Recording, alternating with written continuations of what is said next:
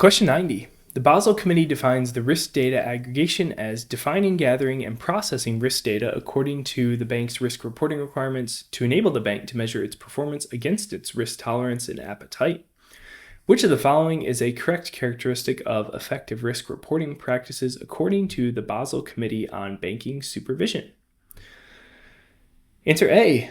Risk reports should be complex and detailed to cover all possible aspects of the bank's risk exposures. I think we can rule this out. They should be complex. However, all possible aspects of the bank's risk exposures. If we get into too nitty-gritty of detail, it's going to make it really hard for us to make decisions. And so it should be complex, but the detail should be covering the most important things of the bank's risk exposure and provide some action items, essentially.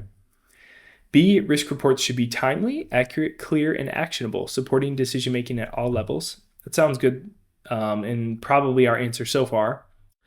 Let's see what C and D look like. C, risk reports should be accessible only to the board of directors to maintain confidentiality. That's going to be incorrect. It should be accessible by pretty much any stakeholder. So if there are shareholders, if the bank is publicly traded, the board of directors should have it. Senior management should have access, not only the board. So we can rule out C. And then D, risk reports should be produced infrequently to avoid unnecessary operational burdens. This is going to be incorrect due to infrequently. They need to be produced frequently enough that we're able to see the different market dynamics. We obviously, maybe daily is a little too frequent or minutely is a little too frequent and would create that burden, but we need them frequently enough to adjust for the changing market dynamics to make sure that our risk exposures are still the same as they were last week or last quarter. So B is going to stand as our best answer here. Question 92. Bank A buys a 5-year bond issued by ABC Company. In order to hedge the default of ABC Company, Bank A could buy a credit default swap from insurance company X. So if they're buying a credit default swap, essentially they're providing protection on the credit of ABC Company. So if ABC goes into default, they would get some payout on this credit default swap from the insurance company. In exchange, they'd have to be paying a premium or premiums for this credit default swap. The bank keeps paying fixed periodic premiums to the insurance company in exchange for default protection. Which of the following is correct? A, the reference entity is the 5-year bond. So the reference entity is going to be the issuer of the debt, not the 5-year bond. So in this example, it's going to be ABC Company, but not this specific bond that ABC Company issued. B, the reference obligation is the 5-year bond. That is going to be correct. The CDS is based specifically on this 5-year bond from ABC Company, so it is the reference obligation. Let's make sure we can rule out C and D, however. C, Company X pays Bank A the par value of the bond at maturity of the CDS contract. That's going to be incorrect. They're only going to pay out on the CDS contract if there's some credit event from ABC Company. They don't pay out on the CDS contract at maturity. If there's no credit event at maturity, then essentially Bank A just loses all the premiums that they've paid over that time period. And then answer D, Bank A pays premiums only if a credit event occurs. That's also going to be incorrect. They're paying premiums whether there's a credit event or not, and then they will get their payout if there is a credit event.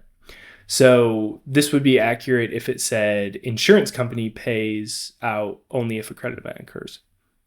Answer B. Question 93. A life insurance company recruits a chief risk officer to develop an ERM framework and oversee its implementation and maintenance.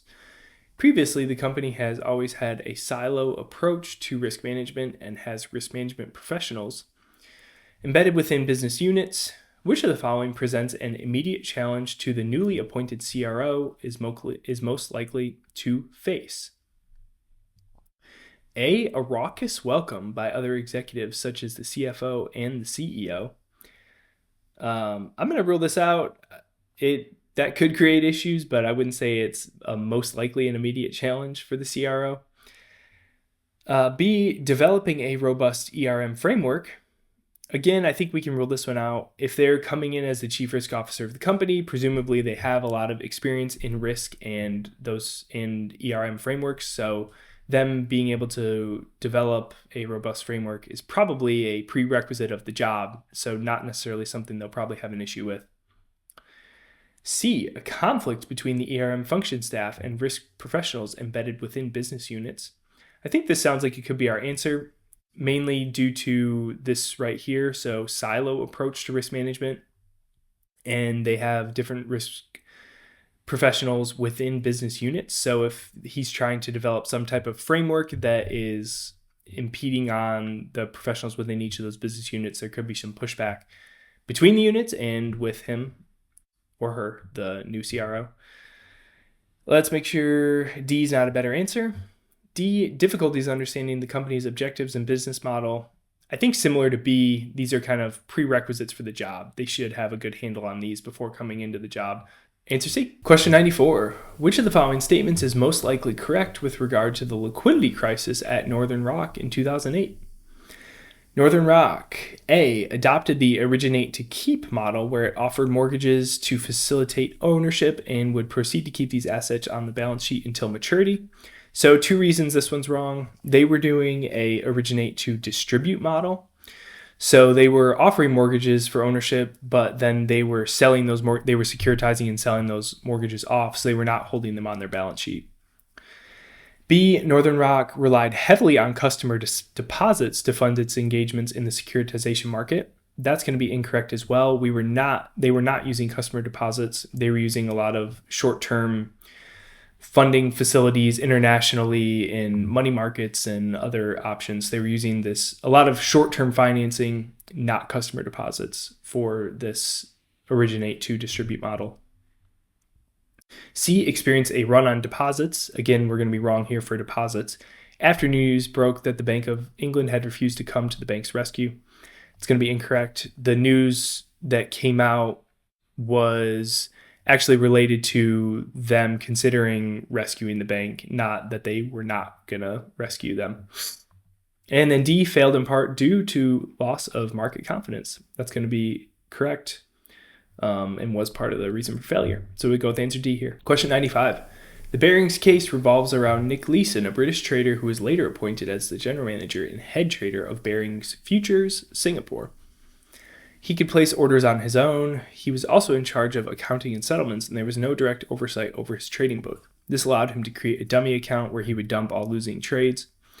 As far as the London office was concerned, Leeson was reporting profits after profits on his trades. By the time his dealings came to light, Barings had lost approximately $1.25 billion. Which of the following is a lesson learned from the Barings downfall? So the big thing here was oversight. So there was no direct oversight. He could kind of do what he wanted. He had this dummy account. And so when we're looking for an answer here, we're going to be looking for something related to oversight. A, reliance on the so-called hot money, short-term loans from the money market, is perilous. There's not really any mention or involvement of that here, so we can rule that out. B, management and boards should endeavor to establish areas of the business where risks may hide and also seek to establish circumstances which can result in a loss. This doesn't really sound applicable to, this sounds more applicable to a regular business, not necessarily a trading case. So I think we can rule this out, but maybe we'll come back to it. C, outsized or strangely consistent profits should be independently investigated and rigorously monitored to verify that they are real. Sounds like it could be our answer. If they would have noticed or questioned the profit after profit, this is kind of similar in the Bernie Madoff case where they were just creating this profit after profit after profit, that this should be verified. There should have been more oversight. So I think C sounds like it's our answer so far. D, risk limits should be set high to allow for flexibility when trading in international markets. That's going to be incorrect. It sounds like the risk limits wouldn't have really mattered in this scenario because any risk that was taken was dumped into this dummy account. So I think we can go with C as our best answer here. Question 96. Since the Great Depression, there has been a lot of research to establish the historical causes that led to major financial crises, including the one that happened in 2007 to 2009. Which of the following was the major cause of the 2007 to 2009 financial crisis? A, the emergence of new financial instruments offering higher profits compared to traditional investments. So there was a lot of new financial instruments being mortgage-backed securities that were being offered, and the investments themselves maybe weren't making higher profits than traditional investments. But the banks selling those were making good profits. I think we can leave A in play for now. Could be our answer. B, a lack of governmental regulation of financial markets. You could potentially make the case for this. However, there were a lot of regulations in place, so it's hard to say there was maybe a lack of regulation. I think I would lean towards A for now. C, losses on subprime mortgages. That sounds like it's going to be our answer over A. Losses in subprime mortgages did end up being the major cause of the 2007-2009 financial crisis. These were new financial instruments offered. So I think I would go with C over A for now. And then D, a global liquidity crunch triggered by sovereign debt defaults. This was not the cause of the crisis. It was these C, losses on subprime mortgages. Question 97. In response to the 2007-2008 financial crisis, the Fed and other central banks globally devised liquidity injection services. In the time gap between 2007 and the end of 2008, the Fed blocked some asset groups that were affected by financial crisis stress. In addition, the government came to the rescue of some of the affected financial institutions. Which of the following is among the government interventions in the U.S. during the crisis?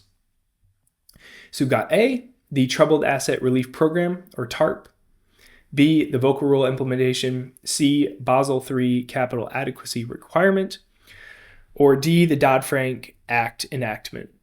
So these were all enacted as a result of the U.S. financial crisis. However, the key here is during the crisis. So B, C, and D were all enacted around 2010. The Volcker Rule was a part of Dodd-Frank as well. And so these three were all enacted after the financial crisis happened, whereas TARP happened during. And essentially that was the Fed basically purchasing troubled assets from financial institutions to provide some relief, kind of embedded there in the name, Troubled Asset Relief Program. Answer A. Question 98. Which of the following financial disasters highlighted the use of questionable accounting practices to disguise the size of borrowings from investors and therefore conceal financial health status? So we've got Barings Bank, Continental Illinois, Enron, or Orange County. So this is going to be Enron. In Enron's case, they were using questionable accounting practices to hide these borrowings. They were basically kind of disguising them as oil futures contracts. And so it looked like they weren't borrowing a ton, but there was a lot of leverage embedded in those futures contracts, which led to their demise eventually. So then Orange County, as a reminder, this was an issue related to use of complex derivatives and also a lot of leverage. However, it wasn't related to accounting practices. B, Continental Illinois.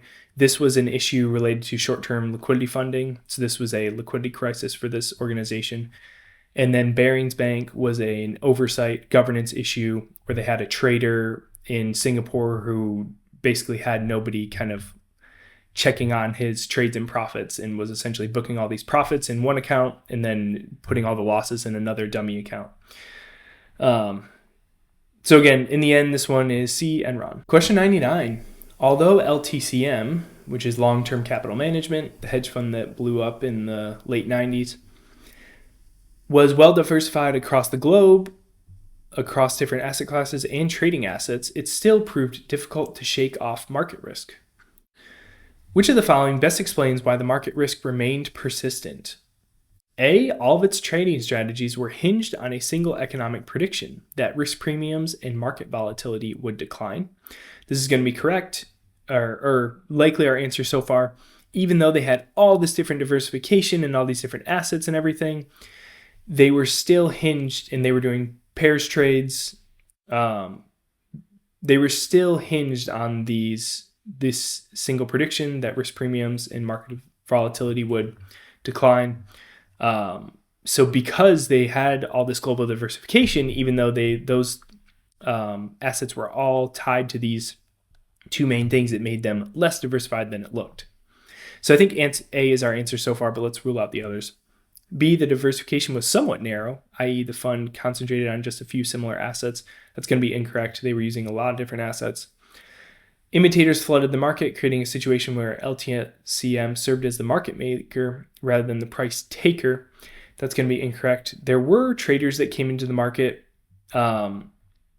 however, which ended up making those spreads tighter for them. But then that's when they started taking on more and more leverage because they weren't able to make as much profit per trade. But they were never serving as the market maker. Answer D, the fund's risk models underestimated the probability of simultaneous global market dislocations leading to persistent market risk. In theory, they were able to kind of capture all this in their model. So I think we can go with A as our best answer here, that they were, in reality, a lot of their trades were hinged on this one prediction. Answer A. Question 100. Which of the following features in some states of the U.S. allowed the lender only to take possession of the borrower's home finance with a mortgage, but not his other assets in the event of default? A teaser rate. We can rule that out. A teaser rate is not related to the collateral and taking possession. The teaser rate is essentially the bank offering a low interest rate to start, but then some step up in the rate at a different point in the loan. B, ninja borrowing. We can rule that out as well. This is relating to a specific class of borrowers who basically have no assets or money or anything to actually take out a mortgage loan for. C, non-recourse loan. That sounds like it's our answer in what's being described here. So if they're only allowed to take the house but not other assets, that makes that a non-recourse loan. If it were a recourse loan, then essentially if the house that they repossessed didn't cover the mortgage, then you could go after other cash and investments or other assets that the borrower had. But in non-recourse, you can only take the house, nothing else. And then D, securitization. Securitization involves repackaging loans and then selling them off to investors. So this is also not related to what's being talked about in the question here. We can confidently go with answer C.